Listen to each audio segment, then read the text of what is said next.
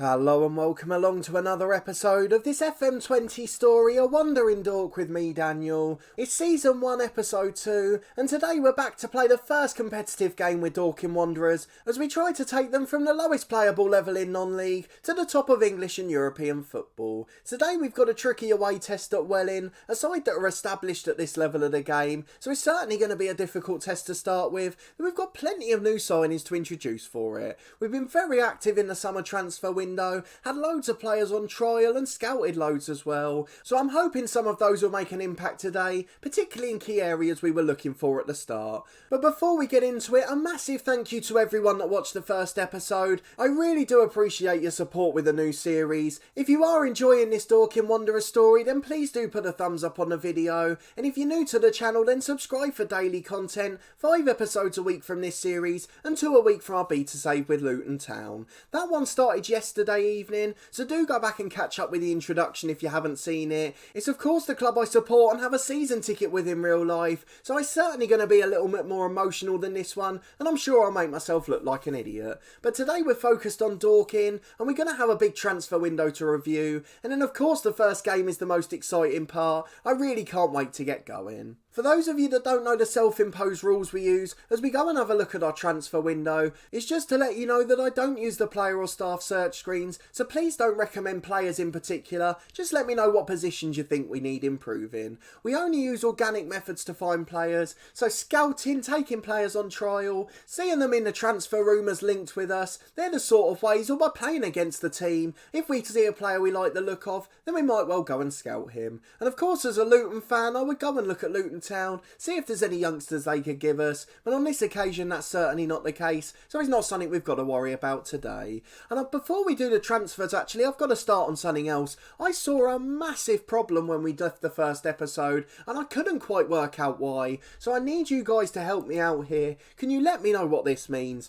We've got 2 youngsters in the under-18 squad, a striker and a central midfielder. That's not a problem at all, but if we go and have a look at the 2 of them, they're each earning £3,800 a week. Now is that a data error? Is that something that I wasn't aware of? If there's any Dorking Wanderers fans out there, can you let me know if this is true? I can't imagine that it is, but please let me know down in the comments. The contract says that they're guest players as well, and as a result I can't offer them a new deal. They're on a guest player contract. I have no idea what that means. Can someone please explain it to me, or is it just simply a little glitch in the game? So for 1 year we're losing nearly all of our wage bill to these 2, and they're not even good enough to contribute to the squad. So that explains to me why the budgeting's a bit of a problem, but nevertheless we have managed to make some signings, and I warn you there are 1 or 2 recognisable names there, and I've had to go for a slightly different style than I like to normally. So let's go and have a look at the transfer history. One player's marked has gone out on a free, and I don't quite understand why he's listed there, but it was before the series started, so we're not going to worry about that. The top 4 had all joined the club beforehand.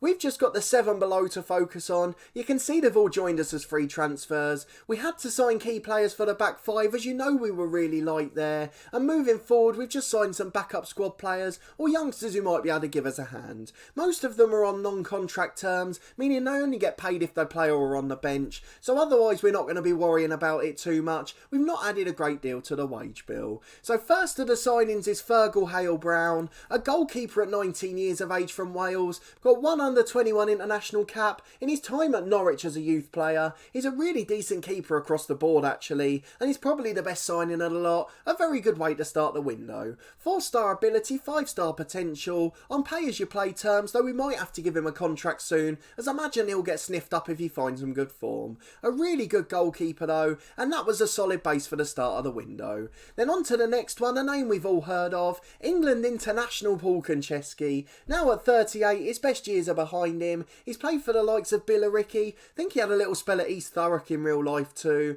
He's been at the lower non-league levels for a while now, still got 3.5-star ability here, though I think that's probably just on his reputation. But the reason I say it's different to our normal approach is I hate having a slow back 4, but on this occasion we're going to have our fullback soaking up pressure, just sitting back in a defensive line and letting our wingers play further up the pitch. So he should do decently there. He's got a very good personality too, so I was looking at him for mentoring groups with the youngsters. I think he could be invaluable in that regard. So a good good signing in Konchesky, though I doubt he'll be at a good level for more than half a year, but it gives us that little bit of leeway while we search for a better one who can hopefully help the club moving forward. We tried to get a senior affiliate, that got pushed back too, so at the moment we're still waiting to try and sign good players, and the low market's something we're yet to tap into. Next along the line are two good centre-halves. We mentioned that all of ours were old and slow, and they weren't particularly well rated either, so we did need to improve in that position. So we've got Michelle Parker, the first one, a 20-year-old centre-half released by Millwall, 4-star ability, 5-star potential, and he's just solid across the board. That mentality is something that needs to be worked on. Physically very good, which is important at semi-pro level, and technically he's got all the key stats, so I think he's going to be a superstar for us. Also can pass the ball okay, so we might be able to play out from the back, though I don't think we're going to use that too often this year. Then the other partner is George Brady, a 22-year-old, and this one French, not the most French name I've ever seen, I've got to say that. 3.5-star ability, 4-star potential, natural fitness is a bit of a problem, but again a very decent player. So he was released by Bromley a year or so ago, and the last season of his career just seems to be missing. But either way, he's a very good player, and he'll partner Parker at the start of the season. And then we complete our brand new back five with Connor Langan, our second choice actually in this position. 3-star ability, 4-star potential, a 20-year-old right back released by Southampton, a decent youngster, and he's got plenty of ability. The first player we're paying a wage for this summer, £220 a week, and he's just a stopgap for one season. I don't expect him to be a star moving forward. The player we tried to sign first was Josh Webb. He was a slightly better right back, but he chose to go to Dover, and we can't really blame him. They're a slightly higher reputation club, and of course one we had great success with in FM18. And then the last two are slightly younger backup signings, just to give us depth in attacking positions. So Kelak Pabire comes in as our backup striker. He'll be the backup to both of our current front two. Buchanan and Pryor are brilliant strikers, but we haven't got a great deal coming in behind them. So him and the experienced Giuseppe Sola there, both on pay-as-you-play deals. Agpabire has 2.5-star ability, 5-star potential, very quick running in behind again, but a little bit of lacking in composure. Played for Bristol City as a youth player, though never made it through to the first team, and I hope he'll be able to contribute off the bench, just his pace in behind against tiring defences. And then finally Kevin Kavanagh, a 16-year-old left winger, will play for the under-18s for a little while, but 2-star ability, 5-star potential. His personality needs a great deal of work, and he's the type of player we signed Konchesky for. A mentoring group where they'll be able to assist each other, and he's got plenty of potential both physically and technically, so he just needs that little bit of support with his mental stats. But at 16 on a £5 a week youth contract, there's certainly not much risk in signing him. So our backup left winger for the season is signed, and hopefully he'll get one or two off the bench. So still a little bit of work to be done. Our squad's certainly by no means complete. We're trying to sign a few loanies, but that's a little bit slow going. And we've managed to get plenty of staff in as well, and they're starting to do their work in the background. So if we go and have a look at the staff very quickly, before we get into this game and look at the squad, we've got a load of additions to the team to look at. A director of football who's not rated great, but he has a very good personality. Our assistant managers and coaching staff are largely unchanged, but the physios and scouts are where we've developed. So in terms of physios, we've signed a great head physio. He's got a physiotherapy rating of 15. And then in terms of scouts, we've brought a couple in, both with decent ability and potential judgment. And they're the type of additions that are going to help us moving forward. They're starting to scout players at a far quicker rate, and they're the ones that are going to highlight our next key players. But with the addition to the back five, once they settle in, I really think we're going to have a comfortable season now. We're struggling for fitness, and we still haven't got a backup in a couple of positions. Konchesky's only backup is Elabt. I know a couple of you mentioned playing him left back in the last episode, but again he's slow and he's not very good there, and he's not a particularly strong centre half either.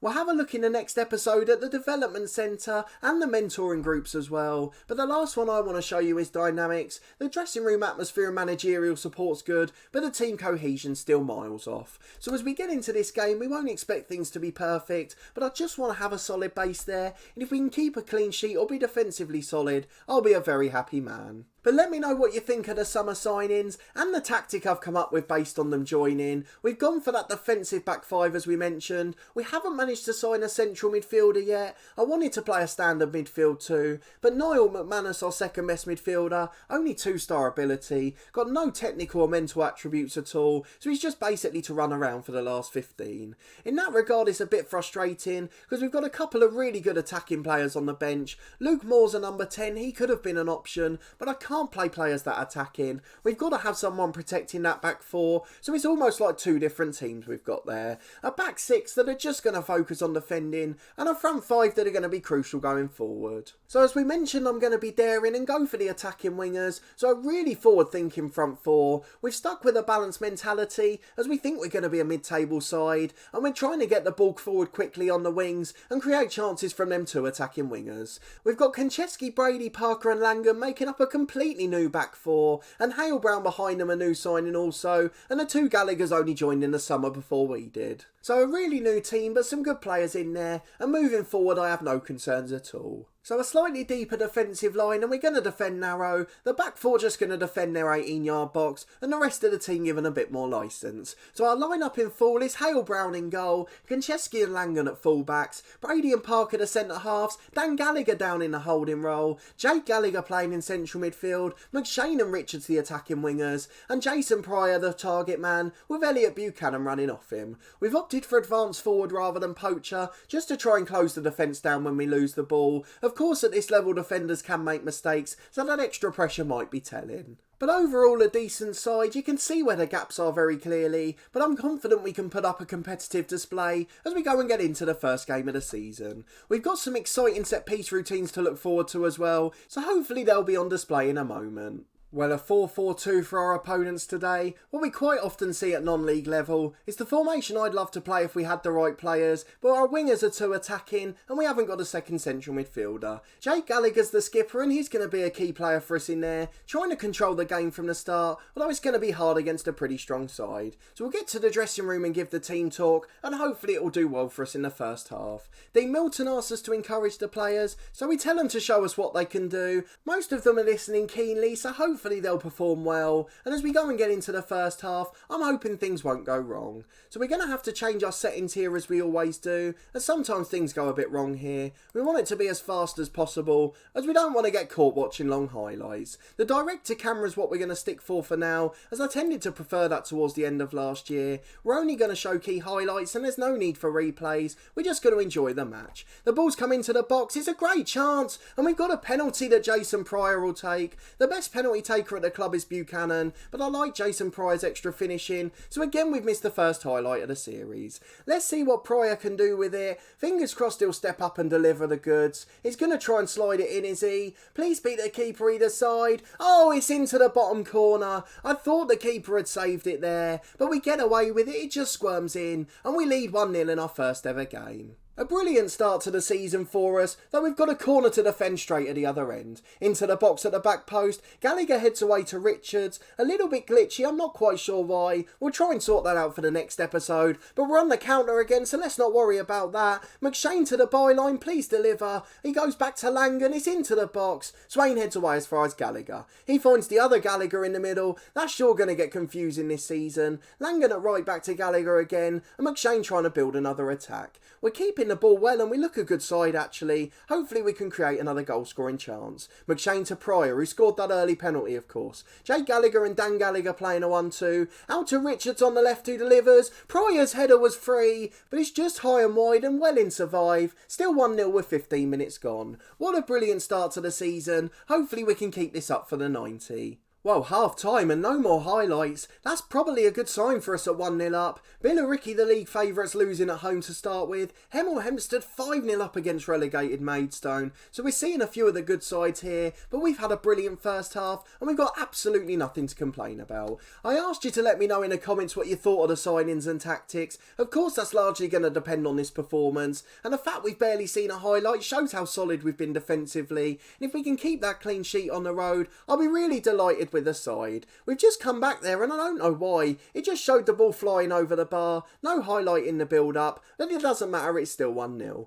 McShane coming forward on the right-hand side. Of course, don't forget this is still the beta version of the game, as Buchanan's in the box, and what a finish. I just assumed he was going to cross it there, but he fired it in from an acute angle, and it crashed past the keeper to the roof of the net. Both of our front two proving how dangerous they are, and with an hour gone we lead 2-0. Again, we've come back for a highlight just at the the end there. I think that's a little bit of a glitch with a beta. Of course, with a full edition of the game, we'd expect that to be fixed, but for now we lead 2-0 and nothing's going to ruin my mood. We're back for another highlight, but first I'm going to make some changes. Jake Gallagher's a very aggressive player, and I just want to make sure he doesn't get sent off, so McManus is going to come on for him. He's a good central midfielder actually, likes to play on an attacking duty, so I think we're just going to go and do that, and make sure we don't get an early season suspension. The left winger's not had the best game, Richards. Matthew Briggs is going to come on for him, a good right winger and he can play on the left too, an inverted winger on support for the rest of the match. I'll leave it at 2 for now. We might make one towards the end, just to give the young striker a debut perhaps, as the ball's into the back post from the corner.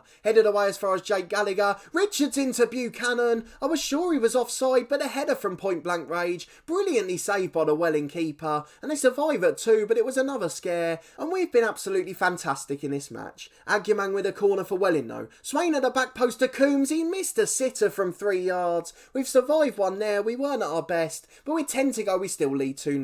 It's been a really strange game and some bizarre highlights we've seen, but Hale Brown's got the ball at the back now. It's looking nice and calm with 10 left. Pryor loses out with a header, but McManus knocks it down, and Welling have gone route 1. They're in 1-on-1. He shoots and it's saved. Hale Brown with his first sensational save of the match. Brilliant defending, and we managed to survive at 2-0. The corner's in and the highlight ends, and with 5 left Konchesky's got a long throw. Headed away by Swain. That routine didn't work. McCallum long over the top, and we're getting beat by the long ball despite our deep defensive line. Coombs trying to cross from the wide angle, but it's guided and it's gone over the bar. It's a goal kick and we're back with Welling at right back as they bring it forward to Rooney in the centre circle. Switches it to the left hand side to Green. He's going to try and cut inside. Back to Rooney again, who gets it to the wide man. Great header away by the new signing Parker. Our defensive line's been really solid. Only 1 chance conceded all match. And Buchanan's in at the other end. Slides his 1-on-1 just wide. It could have been a chance to wrap up the game,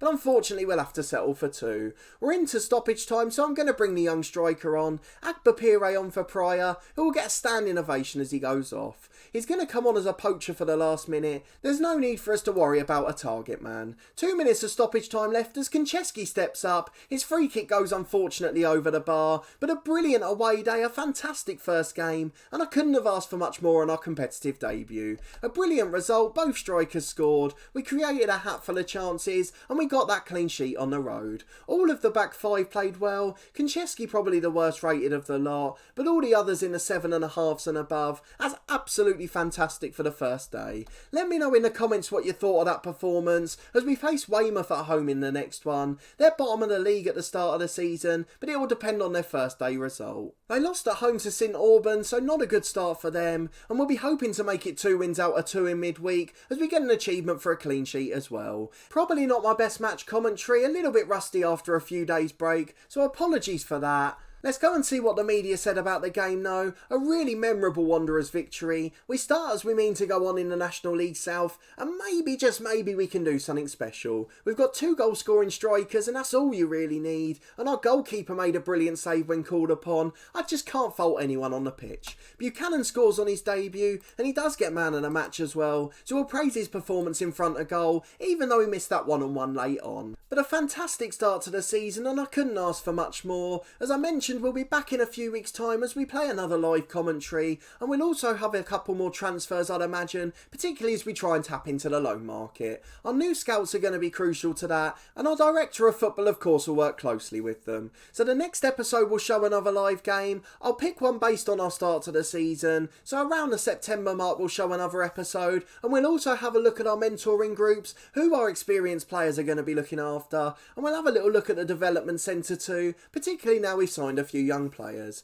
But if you did enjoy this episode and that fantastic first game of the season, please do put a thumbs up on the video. Let me know in the comments what you thought of our transfers, how you feel our tactic worked on the road, and of course how you think we're going to do this season. Get your predictions for our finishing position in early. I don't think we're going to be right at the top of the table, but I'm certainly hoping we can creep into the top half, though of course after 2 home games we'll probably know a bit better. We may get caught out on the counter at home. It's the one little worry I had in that match. Despite the deeper defensive line, our slow players were getting caught out, and that's something I'll try and address in the next month or so, although it's not going to be with new signings. Subscribe to the channel for daily FM20 content, 5 episodes a week from this Dorking Wanderers story, and then 2 a week from our Beat to Save with Luton Town, the first episode of which was out yesterday. So if you haven't seen that one yet, please do go back and catch up with it. But a massive thanks for watching this one and supporting the series as always. I really do appreciate it. And I hope to see you next time for another important episode